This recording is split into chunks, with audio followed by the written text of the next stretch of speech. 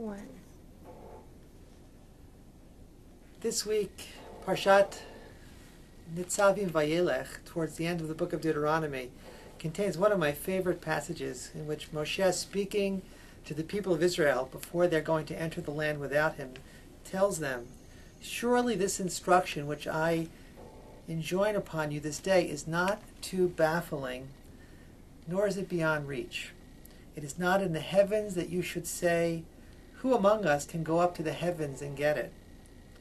And imparted to us that we may observe it.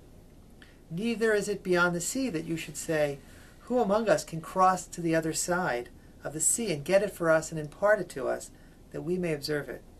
No," Moshe concludes, "the thing is very close to you, in your mouth and in your heart, to observe it." When we read that passage, we wonder, to what exactly is Moshe referring? One assumption of the rabbis is that he's referring to Torah, to the teachings of our tradition, and telling them it's not something for an elite, for some rarefied scholar, but rather it's something that's available to everyone who makes the effort, which is a great message in and of itself.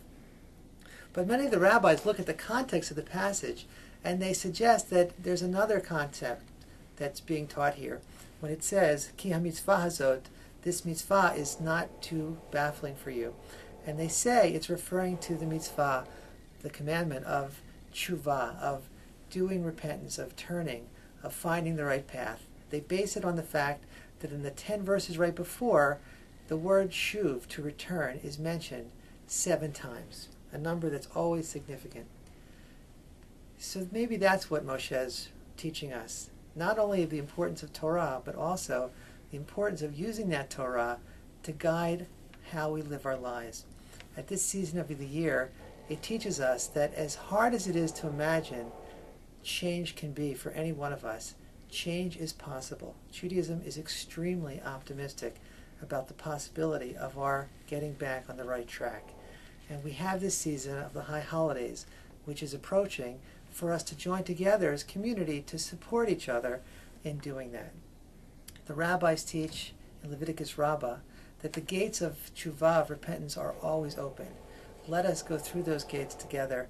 May we be blessed with a wonderful holiday season and a sweet new year. Shabbat Shalom.